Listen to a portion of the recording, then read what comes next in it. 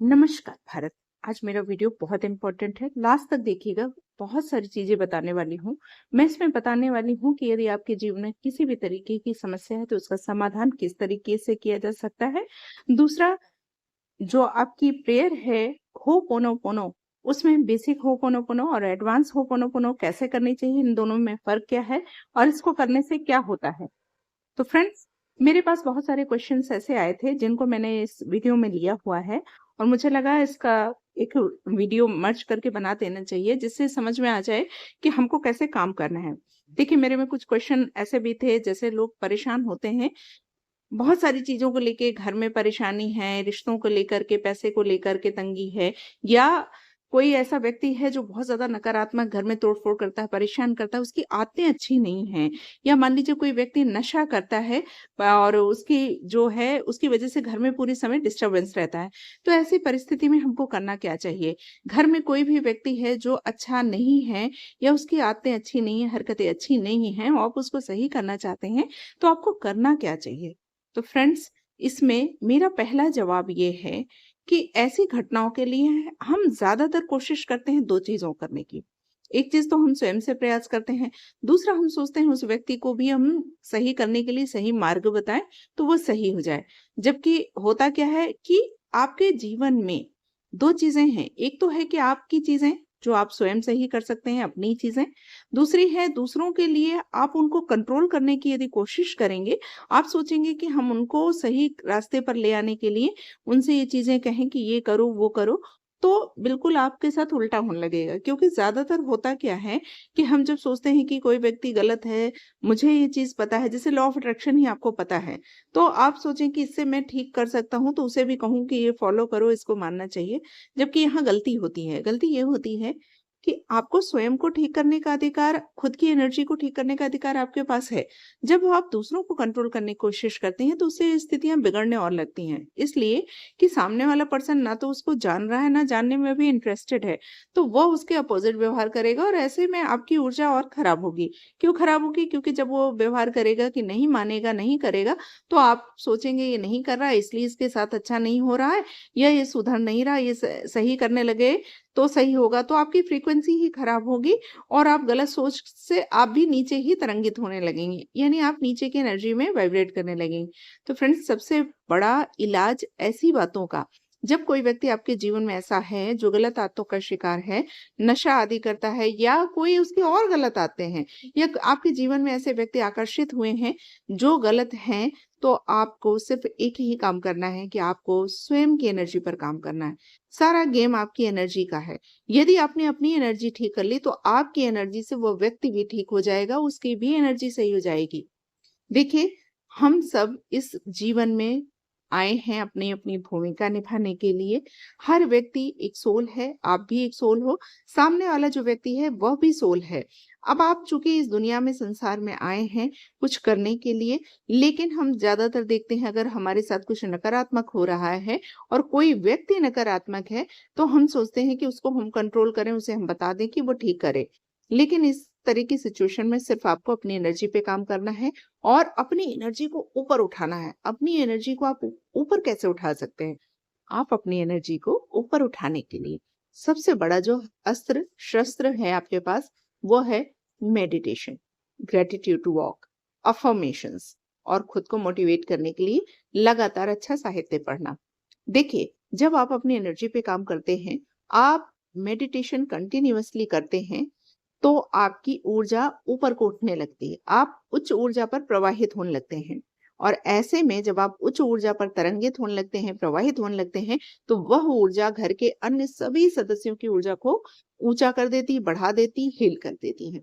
तो आपको इसके लिए मेडिटेशन करना है। जब आप मेडिटेट करेंगे कंटिन्यूअसली, तो आपकी जो ऊर्जा बढ़ी हुई है इसका लाभ पूरे घर को मिलने लगता है। दूसरी बात, जब कोई व्यक्ति मान लीजिए जीवन में नकारात्मक है, गलत काम कर रहा है, जिसकी आदतें आपको अच्छी नहीं लग रही, जिससे घर में डिस्टरबेंस हो रहा है, तो आप उसके लिए पॉजिटिव अफर्मेशंस बना सकते हैं। पॉजिटिव अफर्मेशंस क्या? सकारात्मक कथन। जैसे कोई व्यक्ति मान लीजिए गलत काम कर रहा है, किसी भी तरीके गलत काम हो सकता है, उसकी कोई भी हैबिट गलत हो सकती है।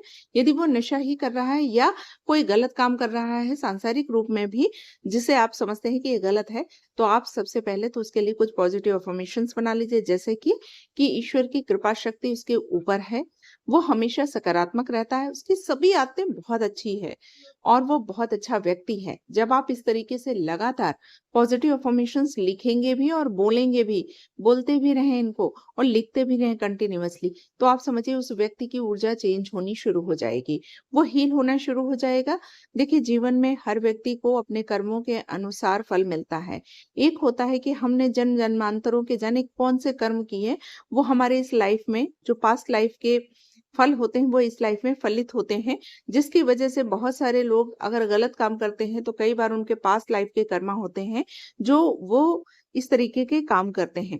तो उनको चेंज करने का एक ही तरीका है कि आप पहले अपनी स्वयं की ऊर्जा को इतना बढ़ाएँ कि उस एनर्जी से प्रभावित होकर वो स्वयं चेंज होने लगेगा और खुद ही उसमें बदलाव आने लगेंगे और फिर वो शायद फॉलो भी करने लगे। लेकिन आपके पास हथियार स्वयं को ही ठीक करने का है। तो अफ़र्मेशंस यूज़ कीजिए, पॉजिटिव अफ़र्मेशंस और ग्रैटिट्यूड कीजिए जो अच्छा है और जो भी उस व्यक्ति का अच्छी चीज़ें उसके लिए भी ग्रेटफुल होइए ईश्वर से। और साथ ही आप उसके पॉजिटिव एस्पेक्ट भी लिख सकते हो। जैसे जिस व्यक्ति को लगता है ना कि परेशान कर रहा है या आपके जीवन में परेशानी उत्पन्न कर रहा है, तो उसके पॉजिटिव एस्पेक्ट लिखना शुरू कर दीजिए। ये तो बात हुई आपको कि आप क्या कर सकते हो। यानी आप अपनी एनर्जी को चेंज करने के लिए मेडिटेशन जो सबसे बड़ा अस्त्र है, अफ़र्मेशंस सकारात्मक कथन, आपको लगातार सकारात्मक ही बोलना है उनके विषय में, कोई भी गलत बात नहीं बोलनी। तीसरी चीज़ है कि आप ग्रैटिट्यूड कीजिए, धन्यवाद दीजिए और चौथी चीज़ है कि पॉजिटिव एस्पेक्ट्स लिखने हैं आपको। उनके जो भी पॉजिटिव एस्पेक्ट हैं, वो लिखना शुरू कर दीजिए। इस तरह धीरे-धीरे, धीरे-धीरे देखिएगा आप उनकी एनर्जी चेंज होना शुरू हो जाएगी। अब ये तो बात रही सामान्य जीवन में जो हम सामान्य चीज़ें कर रहे हैं, सामान्य नहीं ये हैं असाधारण। इन असाधारण चीज़ों से जीवन को असाधारण किया जा सकता है, बिल्कुल। इसके साथ ही एक हीलिंग प्रेयर है जिसका नाम आपने ज़रूर सुना होगा, होपोनोपोनो प्रेयर।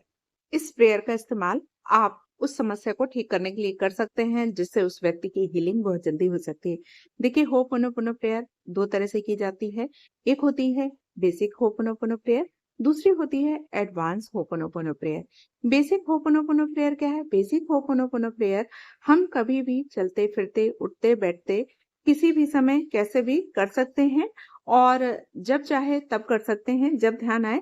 21, 51 इस तरीके से नंबर ले लीजिए ऑड नंबर में, तो और अच्छा है। बाकी आप इस प्रेयर को हर समय चैंट कर सकते हैं। उस व्यक्ति का नाम लेकर भी चैंट कर सकते हैं, उसको इंटेंशन दे सकते हैं। दूसरी होती है advance ho'oponopono prayer. Advance ho'oponopono prayer क्या है? एडवांस होपोनोपोनो प्रेयर बेसिक का ही एडवांस रूप है, जिसे हम कन्वर्सेशनल होपोनोपोनो कहते हैं, यानी बातचीत करते हुए होपोनोपोनो, जिसमें हम 100% रिस्पॉन्सिबिलिटी उस घटना की लेते हैं। जब भी हमारे जीवन में जो भी नकारात्मक घटनाएं घटित हो रही हैं, उनकी रिस्पॉन्सिबिलिटी आप स्वयं लेंगे। तब इस तरीके से इस होपोनोपोनो प्रेयर को किया जाता है। डॉक्टर ह्यूलेन जो थे, आपको शायद पता हो, नहीं पता है तो मैं बताती हूँ। ये कहानी है डॉक्टर ह्यूलेन की, जिन्होंने जो एक मनोचिकित्सक थे, बहुत सारे ऐसे मरीज थे जो मानसिक रूप से बीमार थे। वो हमेशा लड़ते झगड़ते थे, एक दूसरे को मारते थे बुरी तरीके से, यानी वो मानसिक रूप से विकसित टाइप थे और वो एक हॉस्पिटल में थे। तो डॉक्टर ह्यूलेन ने क्या किया था कि उन मनोचिकित्सक ने, जो डॉक्टर थे डॉक्टर ह्यूलेन, उन्होंने उनकी सिर्फ फाइल्स को देखा। वो उनसे कभी फिजिकली जाकर के नहीं मिले, उन बीमार व्यक्तियों से।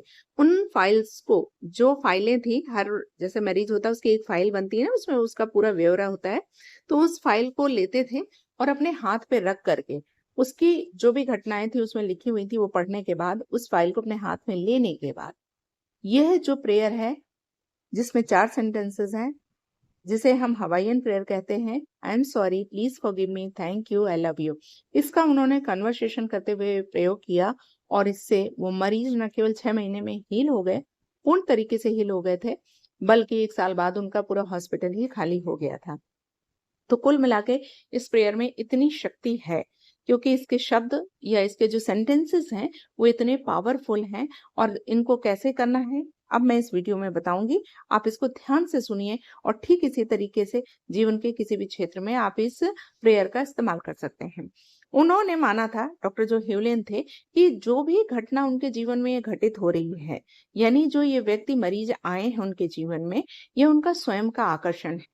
यह उनके स्वयं के सबकॉन्शियस के कारण ही वो व्यक्ति उनके जीवन में आए हैं जो मानसिक रूप से बीमार है, और उसकी वो 100% रिस्पॉन्सिबिलिटी लेते हैं।